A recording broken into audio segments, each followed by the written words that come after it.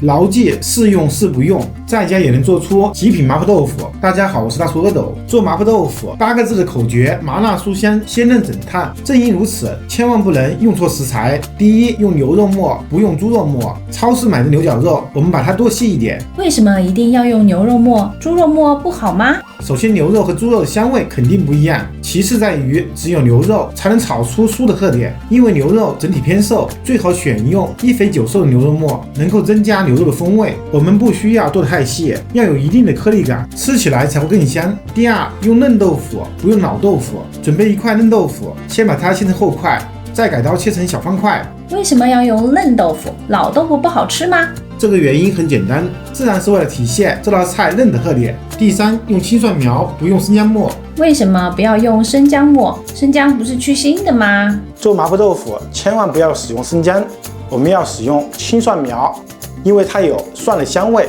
还有一股独特的清香。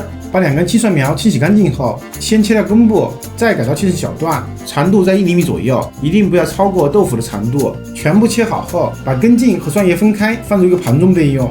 下一步，在案板上准备红油豆瓣酱30克，用刀把它们剁细一点，剁到没有颗粒状，这样做更容易炒出红油，吃起来也会口感更好。全部剁好后，放入一个勺子中备用。接着我们准备20克豆豉和适量的辣椒粉。辣味有了，麻味如何体现呢？第四，用花椒面，不要用刀口辣椒，这是因为花椒面更细腻，更容易下口。在成都麻婆豆腐的老店也是使用花椒面，现磨的花椒面更好吃。接着我们准备8克左右的花椒，放入一个碗里面，朝碗中加入清水，再把它们快速的清洗一下，洗去灰尘和杂质，然后沥水备用。接下来准备一口干净的锅，倒入全部的花椒，先把它们炒干，再把它们炒酥，一直边炒到把花椒可以用手轻松碾碎，再关火倒出来放凉。接着我们去除花椒汁，再用破壁机把它们研磨成花椒粉，也可以用擀面杖碾碎，再过筛。下一步起锅烧水，加入点盐，这样煮豆腐不易碎。水开后，小心的下入豆腐，烫个30秒，去除豆腥味，然后倒出来沥水备用。为了避免豆腐粘在一起，下锅前最好用冷水把它们冷却浸泡一下。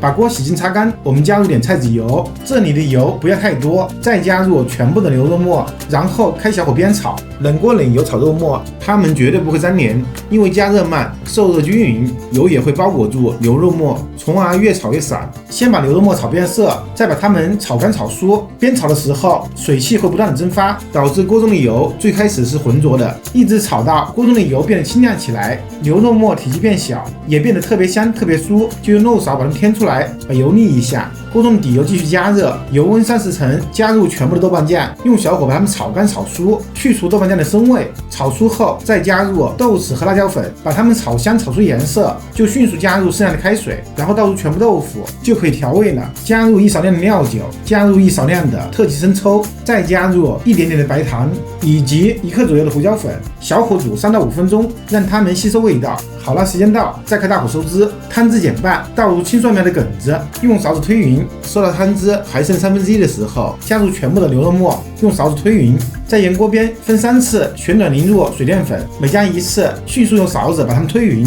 为什么要加3次水淀粉呢？因为每加1次，豆腐都会吐出水分，让芡汁变稀。加完第2遍，就立刻倒入全部的青蒜苗叶子，在第3次淋入水淀粉，用勺子推匀后，芡汁就非常浓稠了，豆腐不再吐水，被芡汁紧紧包裹住，就可以起锅端盘。